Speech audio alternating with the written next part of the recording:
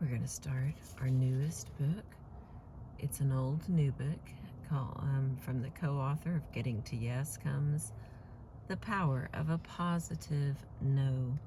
Save the deal, save the relationship, and still say no, by William Ury, co-founder of the Harvard program on negotiation. The author's preface. Getting to know. If your baby gets even a cold, she could die, the doctor announced almost offhandedly to my wife and me as we were finishing an appointment. My wife was cradling our infant daughter, Gabriella, in her arms. Our hearts froze with fear. Gabriella had been born with serious problems in her spinal column, and this doctor's appointment was only the beginning of what would prove to be a long journey through the medical system. Hundreds of consultations, dozens of treatments, and 7 major surgeries in 7 years.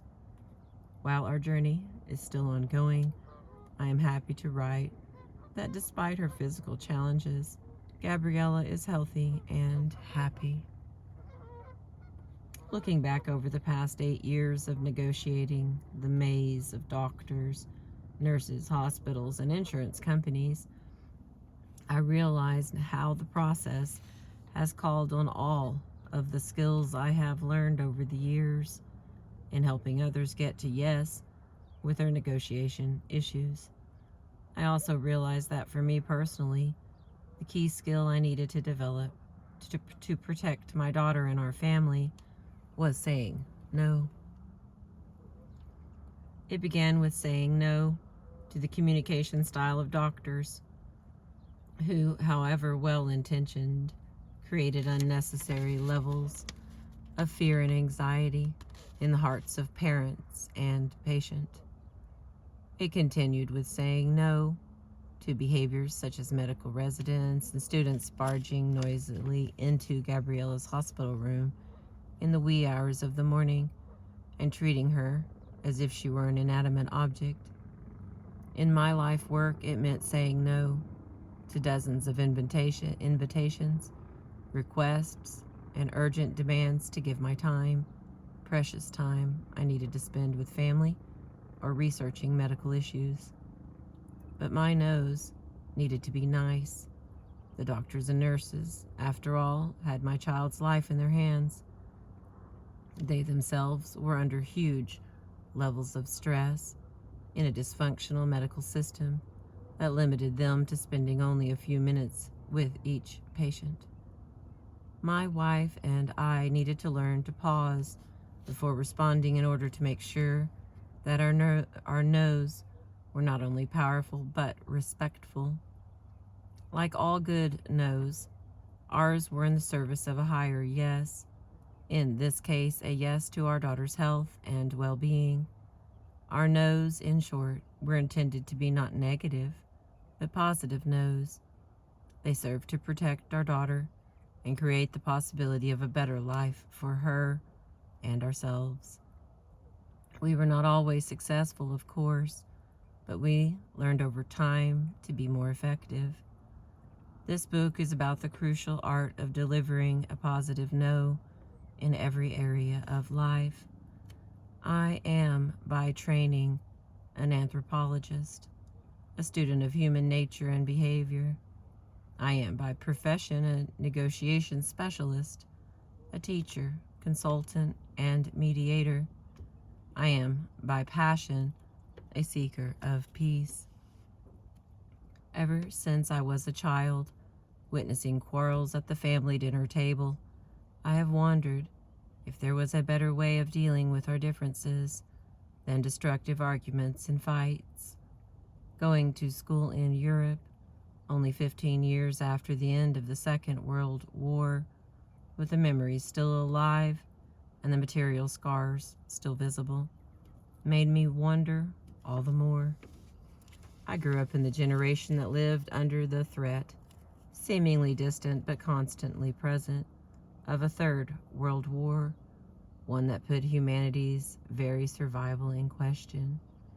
We had a nuclear bomb shelter at school, a late night conversations with friends about what we wanted to do with our lives sometimes ended up in speculation about whether we would even have a future.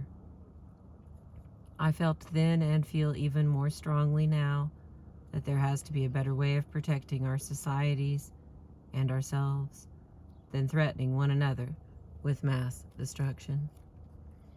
In pursuit of answers to this dilemma, I became a professional student of human conflict. Not content to remain only an observer, I sought to apply what I was learning by becoming a negotiator and mediator. Over the past 3 decades, I have worked as a third party trying to resolve situations ranging from family disputes to coal mine strikes, corporate conflicts, and ethnic wars in the Middle East, Europe, Asia, and Africa. I have also had the opportunity to listen and give counsel to thousands of individuals and hundreds of organizations and government agencies on how to negotiate agreement even under the most challenging circumstances. In the course of my work, I have witnessed the huge waste and needless suffering destructive fights can cause, broken families and friendships, ruinous strikes and lawsuits, and failed organizations. I have been in war zones and seen the terror that violence strikes in the hearts of innocents. Ironically, perhaps, I have also seen some situations that made me wish there was more conflict and resistance. Situations where spouses and children were silently suffering abuse. Employees were being grossly mistreated by their bosses, or whole societies were living in fear under the yoke of totalitarian dictatorships. From my base at Harvard's program on negotiation, I have worked on developing better ways to deal with our differences. 25 years ago, Roger Fisher and I co-authored a book called Getting to Yes, which focuses on how to reach an agreement that is beneficial for both sides. It became a bestseller, I believe, because it reminds people of the common sense principles they may already know, but often forget to apply. A decade later, I wrote Getting Past No, in response to the most common question I received from readers of the first book. How do you negotiate cooperatively when the other side is not interested? How do you get to yes with difficult people and in difficult situations? Yet over the years, I have come to realize that getting to yes is only half the picture. And it is, if anything, the easier half. As one company president, a client of mine, told me, "My people know how to get to yes. That's not the problem. It's saying no that's tough for them." Or as long-term British Prime Minister Tony Blair put it, the art of leadership is not saying yes, it's saying no. Indeed, not long after Getting to Yes was published, a cartoon appeared in the Boston Globe. A man in a suit and tie was asking a librarian for a good book on negotiation. "This one is quite popular," the librarian answered, handing him a copy of Getting to Yes. "Yes isn't what I had in mind," the man countered. Up to this point, I had been working on the assumption that the chief problem behind destructive conflict was an inability to get to yes. People didn't know how to reach agreements, but I was missing something essential. For even when agreements are reached, they are often unstable or unsatisfying because the real underlying issues have been avoided or smoothed over.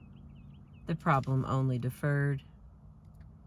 I slowly came to appreciate that the main stumbling block is often not an inability to get to yes, but a prior inability to get to know. All too often, we cannot bring ourselves to say no when we want to and know that we should. Or we do say no, but say it in a way that blocks agreement and destroys relationships. We submit to inappropriate demands, injustice, even abuse, or we engage in destructive fighting in which everyone loses. When Roger Fisher and I wrote Getting to Yes, we were responding to the challenge of adversarial conflict and the increasing need for corporate negotiation in families, at work, and in the larger world. The need for getting to yes clearly remains, but now the more immediate and pressing need is for people to be able to say no in a positive way that enables them to stand up for what they value without destroying their relationships. No is of equal importance to yes, and indeed is the precondition to saying yes effectively. You cannot truly say yes to one request if you cannot say no to others. No, in this sense, comes before yes.